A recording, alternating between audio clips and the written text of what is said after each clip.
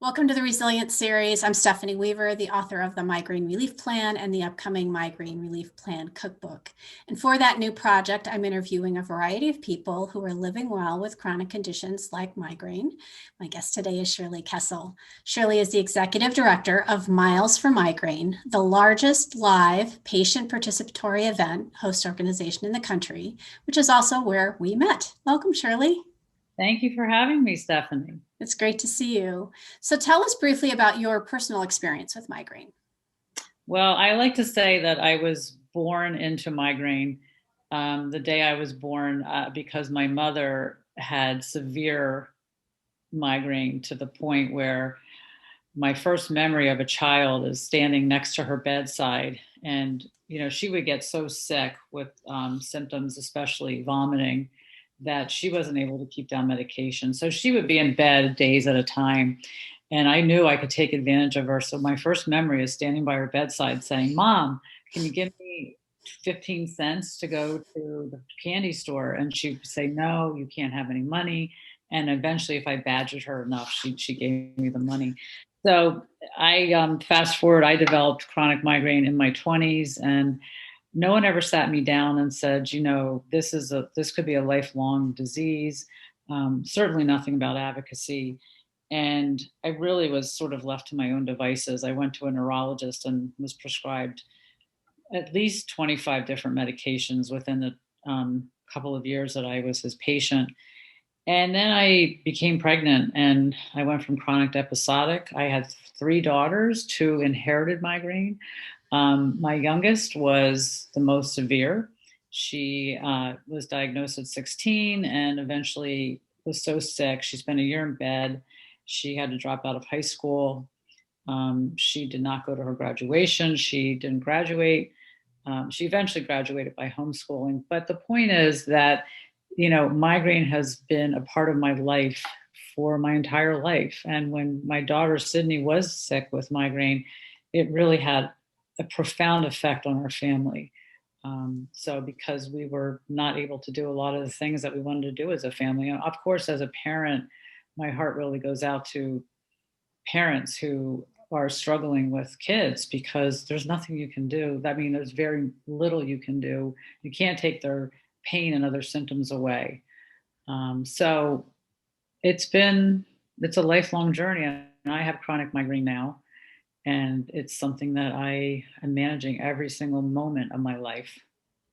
So thank you for sharing all that, because I think what it does is it shines a light on the impact on families, the genetic component to migraine, and it is still such an invisible illness. And it's why you and I and the rest of the folks in the community really work towards raising awareness, because a woman in bed in the dark, no one's paying attention to that. And so raising money for research and raising awareness is so important.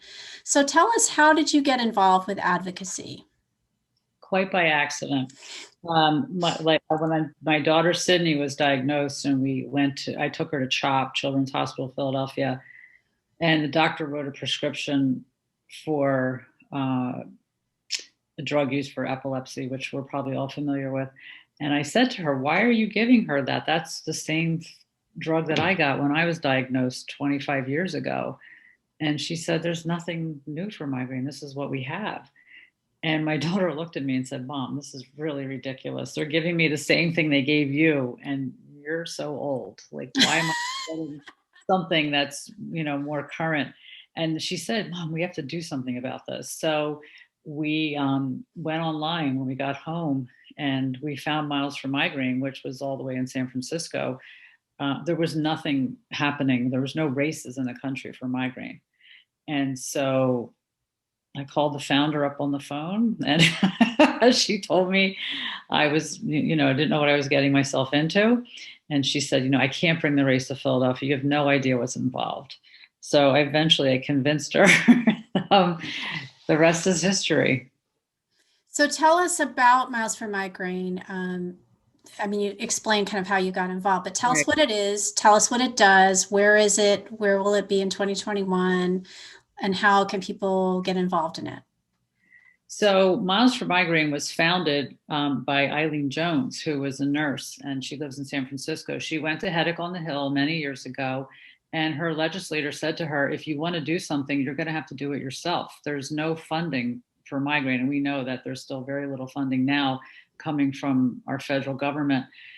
And so she went back. She founded the first race in San Francisco, and she did it for many years. And eventually, when I found the race online, we brought the first race to Philadelphia. We actually piggybacked onto the Philadelphia Marathon, and about 40 of us went there. And we all had our shirts on. We ended up winning a nice trophy because we had the biggest team at the Philadelphia Marathon. And I had to walk 5 miles that day because I'm not a runner, and it was a marathon. It was quite an adventure. My daughter Sydney brought a team of folks, and then after that, we started doing a dedicated Miles for Migraine race in Philadelphia. It was all volunteer run. I was a volunteer. I was getting people to help me. It was really a lot of work, but it was fun. Um, and then somebody said to me, you have to continue this. Like, this is really important for this community to grow. And so I quit my job and I said, I'm going to do this full time. And I kind of hired myself, became the executive director. And we went from 2 races in the country to now we have 24 this year. And it's a great way to bring awareness to this disease because it's out in a live forum, and almost every disease state now has a race, but it's just not enough. So we also brought on other programming because the real goal of Miles for Migraine is to create community. And so it's a place where people with our disease can come, they can feel supported, they feel safe, hopefully, talking about their disease. They learn to talk about their disease at our education days. They learn what stigma is, why we have so little funding for migraine, why we're so far behind compared to other disease states. So we have other programs, like we do have the education day. We have a support group now. We also have a series that we started called Mindfulness for Migraine as a way for people to practice self-care and learn more coping skills. And the idea is to eventually set up live chapters in our cities so that way when the pandemic ends, people will have an actual place to go, be with other people, and really feel connected into this community. And hopefully in 2021, we do plan to go back to some live programming. Our races will hopefully be a hybrid model starting in the second half of the year. As far as everything else, I don't know. I also want to mention we do have a program for adolescents that was started also by a nurse in San Francisco. And I feel that I'm probably the most passionate about this program, having, been affected with having a child who was so severely affected by this disease and how it changed the course of everything in our life. So that's a program that, right now we're only in 6 cities. We're hoping it will grow, but we need funding for that program. So that's really why we're stuck. Sure. But we'll And get so the races, they actually raise money for the local research that's being done with the local doctors. Is that correct? right. So when you're studying to be a headache doctor, you do a fellowship. And so the fellows, part of their training is to do research. So the funds that are raised in that city stay in that city. Right now, we give 100% of the funds that are raised go right into the fellowship programs, of which there's about roughly, I think, 30 in the country. We're not in every city yet, but we hope to get there. And the money is sometimes also used to pay for the fellowship salaries because we have a shortage of headache doctors in our country, as your listeners probably know. And we need to get more doctors that are interested in headache medicine. So that's really what we're trying to do. Great. And so switching gears a little bit, what role do you think resilience plays in migraine wellness? Ugh. I think it probably plays the biggest role. It's a huge role because there's so much coping with our disease since we don't have a cure yet. Um, I would not be here right now if I did not have a resilience based practice.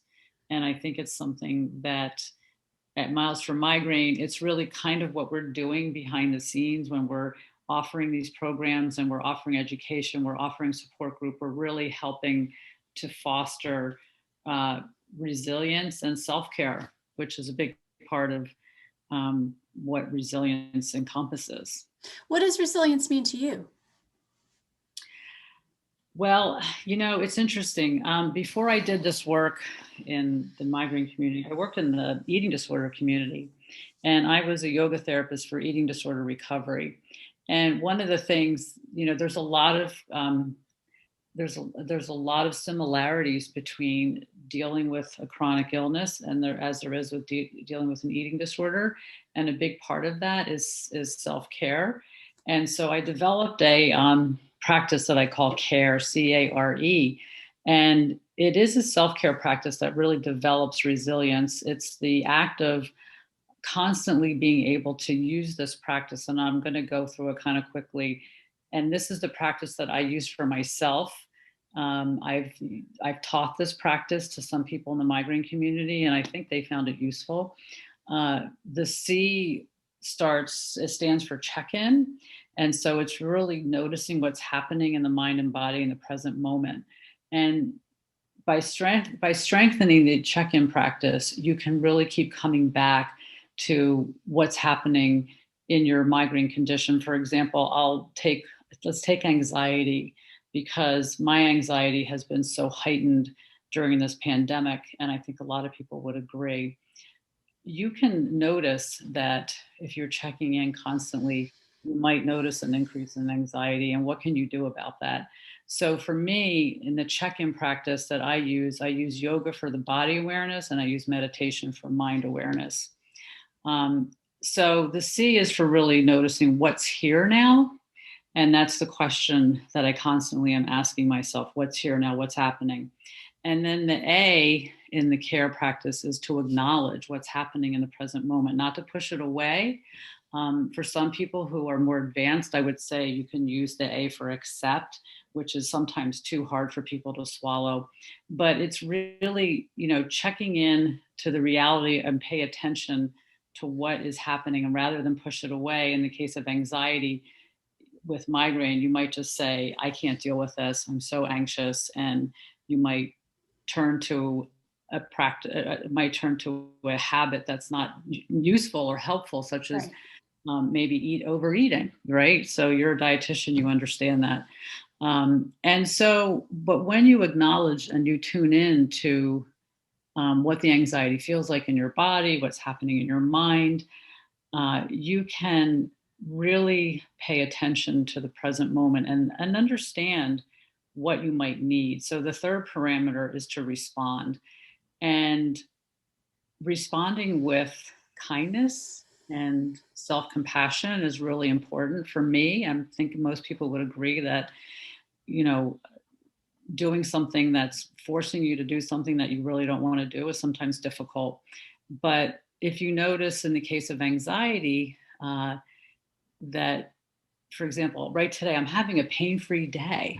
And so I'm noticing in my mind, it keeps saying, be careful, because this too shall change. And the attack is coming, because you only usually get one or maybe two pain free days before you get your next attack. So, how can I respond to quell this inner voice? And so, for me, responding is either by practicing yoga breathing. I might get on my yoga mat a little more because I feel a little energetic today. I did go for a walk this morning out in nature, and I was completely tuned in. There was a bird sanctuary. I was looking around. I was taking in the beauty. I was noticing that how my body was feeling more relaxed being out in nature. So those are some of the practices I use. I might sometimes use distraction when I do feel the pain coming. If it's the non-medication day, I really have to distract myself. I might notice the response might be more rest, more fun, more play. It could be anything. And then the E is for embodiment. So as you continue to practice the CAR, it becomes second nature and you embody this practice. And that's really what has helped to keep me sane during this pandemic. And that's what works for me. That's great. Thank you so much for sharing that. So I want to respond to a couple things. I'm not a dietitian, just to be clear. I have a Oh, master's of public health. That's okay. I have a master's of public health and nutrition education. And I'm a recipe developer, food blogger, and have a lot of experience with curriculum development, which is why I ended up writing the first book. But so I don't ever want people to imagine that I pretend I'm having credentials that I don't have. But I wanted to respond to the just that check-in. So when you talk about anxiety, for me, what that feels like is I realize that I'm holding my shoulders up really high. I'm realizing that I am breathing really shallowly from here as opposed to my belly. Maybe my stomach feels tight or funky. And for me, it's really like, and I end up with migraine, I get usually a lot of neck and shoulder pain anyway, because I think there's just that sort of my response has always been to just kind of all that up. So I just wanted to sort of lay out what that would look like for me to do that check-in and to say, oh yeah, okay, I'm sort of forgetting to take a couple deep breaths. Maybe I register that I'm kind of thirsty. When did I last have a glass of water? Because dehydration is a big part of managing migraine.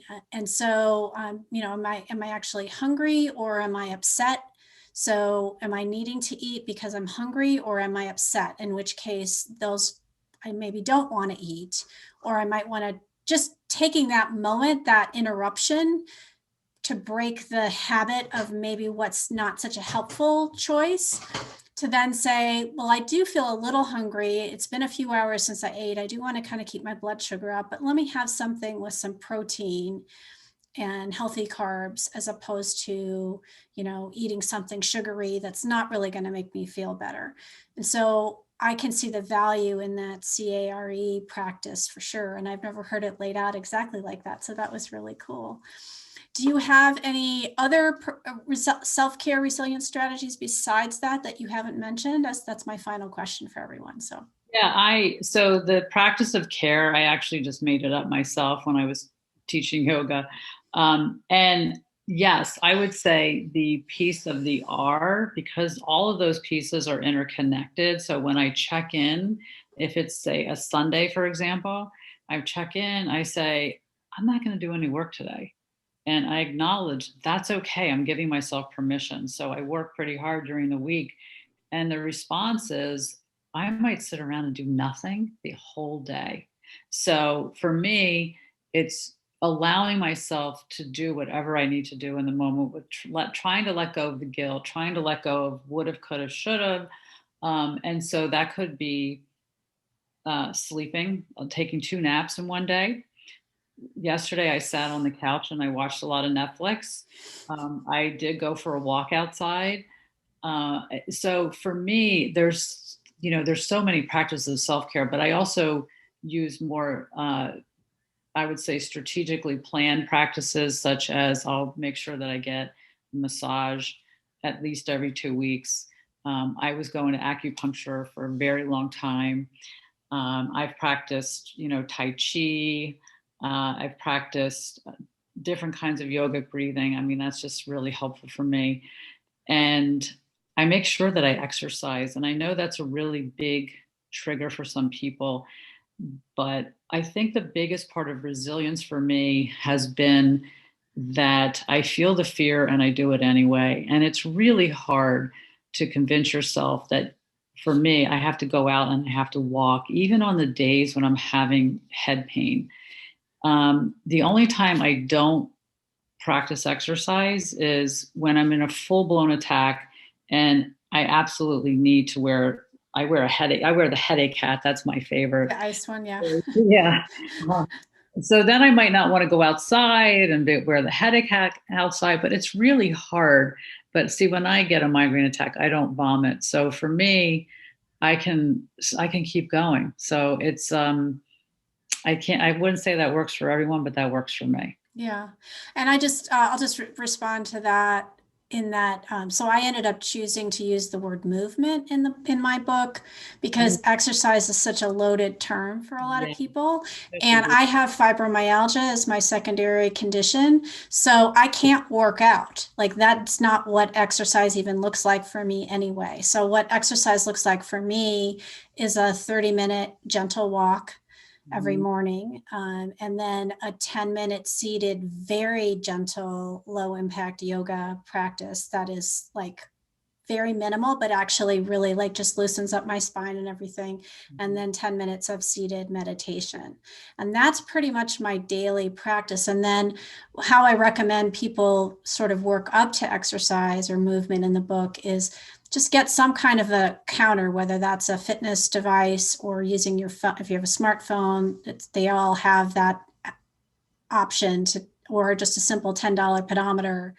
And if you start wearing it and you walk 2,000 steps that day, that's awesome.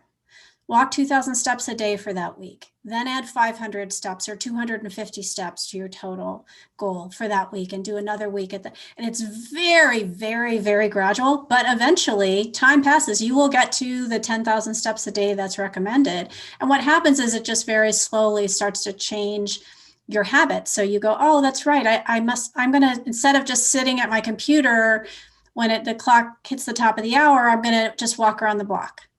And then you just start to add those little, like people go, I can't believe you walk 4 to 5 miles a day. I'm like, well, I take 5 walks. So it's not that I go out and I walk 5 miles.